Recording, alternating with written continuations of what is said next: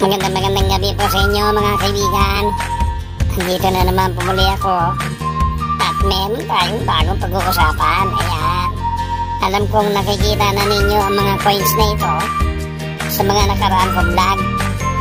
Pero hindi po ninyo alam kung ito po ba ay may presyo o ibinibenta po sa online.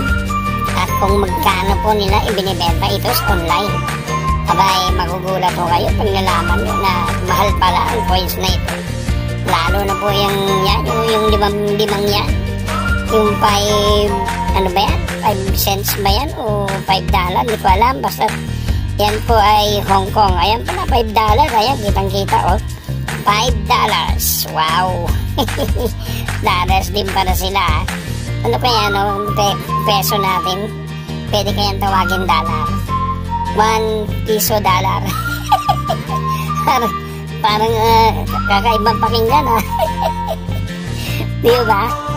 Pero ang totoo lang po, ang coins na ito ay kakaiba din po sapagkat alam na ninyo ang itsura ng coin na ito dahil pinakita ko na ito sa mga nakaraang vlog ko.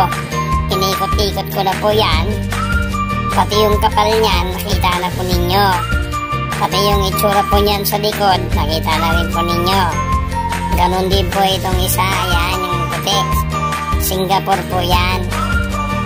50 cents ng Singapore po yan. Okay po. At yung petsa, gusto nyo pong malaman uli ang petsa, ipapakita ko po sa inyo ha. Nandito lang yun eh. Ayan o. Saan ba yan?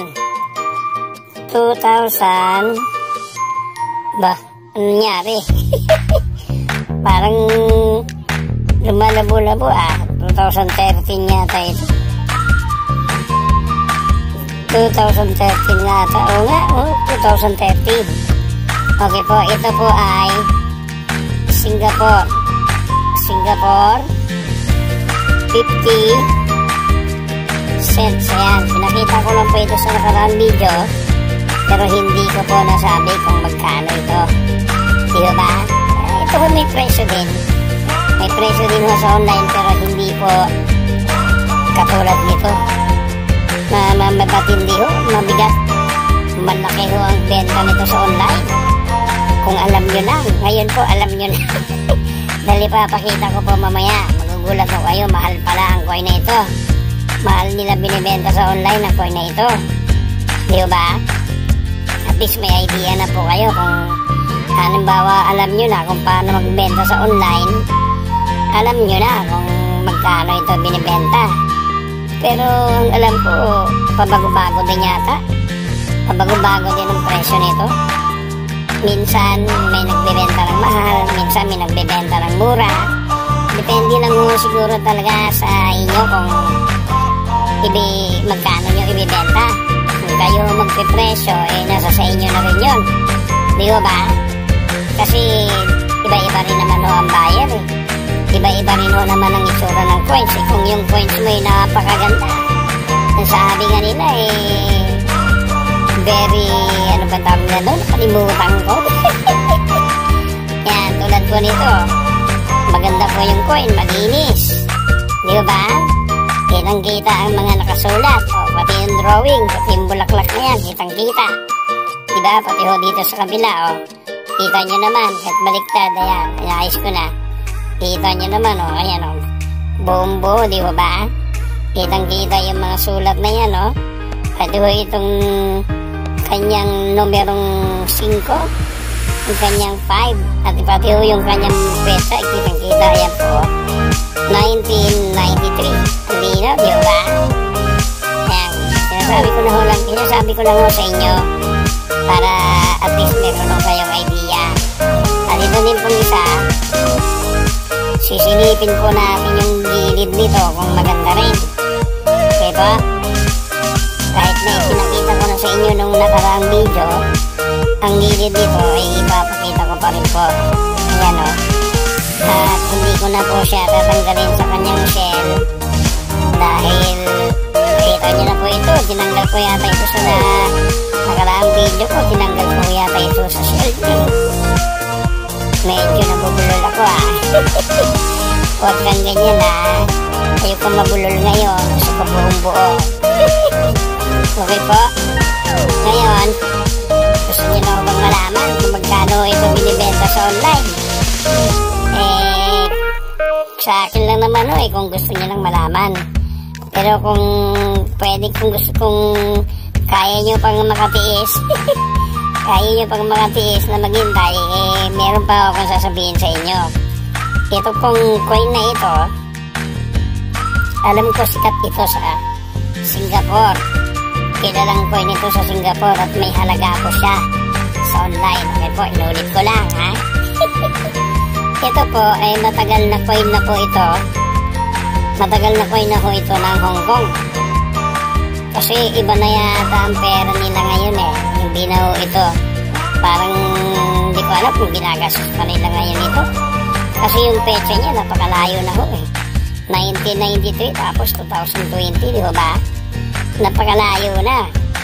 Kaya meron akong ipapakitang isang guest. Yan. Guest coin, sabi nga nila. Eto po. Yan Ipinakita ko na rin po ito doon sa nakaraang vlog ko. Di ba? Nakita na ho ninyo at nasilip kung ano talaga ang itsura ng coin. Ayan malinis din talagang malinis. Ayos, wala talagang dumi. Di ba? Magandang klase ang kanyang metal. Iba ang kulay ng kanyang metal. Hindi ko lang alam kung ano ang tandem. Hindi ko lang alam kung ano ang tandem po ng metal nito. Hindi ko sabihin yung pagsasama ng metal nito. Kung dalawang metal ba ito, isa lang. Di ba? At yun, tignan nyo po, makapal din po yung kanyang gilid. Alam nyo na yan, kasi nakita ko nga lang sa kabilang nung nakaraang video ko, di ba? Ngayon, ito may halaga din sa online at mataas. Maganda ang presyo nito sa online. Maganda ang pagkakabenta nila nito sa online. Pero, yan po ay pag-uusapan po natin sa susunod na video. Okay po, bitin-bitinin po natin muna ha, kasi dalawa na po itong nasa harapan nyo tapos itatatlo ko pa. Abay, wag naman, mauubusan ako ng vlog agad niyan Okay po, ngayon, itatabi ko na po ang laglag. Asa na ba yun? Saan ba napunta yung coin na yun? Ay, naku, nahulog ata. Ayun, ito lang pala, ayan. Ito lang pala siya, yan. Ngayon po, itatabi ko na po muna ang coin na ito upang dito po tayo mag-uusap-usap sa dalawang coin na ito. Okay po? Tabi ko muna, dyan ka muna sa tabi. Yan po. Nakita nyo na ba ito nung nakaraang video? Natanggal ko ba ito sa kanyang capsule? Natanggal ko yata. Oo, pinakita ko yata sa inyong kapal nito sa nakaraang video. Hindi ko na dapat pang tanggalin ngayon kasi alam ko nakita nyo na yata. Doon sa mga hindi pa ako nakakita, ayan papakita ko dito. Ayan, kita naman po, di ba? Tagus naman Ayan makapal po yung kanyang gilid at kakaiba ho ang style. Tignan nyo naman. Malalim ho yung gitna. Para ho siyang nagkaroon ng kanal. Para nagkaroon po ng kanal ang kanyang gilid. Di ba ho kakaiba? Napakaganda ng style. Ang galing lang gumawa ng coin na ito Pinapilip niya ako Malupit. Ganda. At ito naman po, ang kanyang gilid ay iba rin. Tingnan nyo, malalaki po yung kanyang guhit. At malalayo po ang agwat. Di ba? Nakita nyo na Okay. Ngayon po, alam ko, inip na po kayo.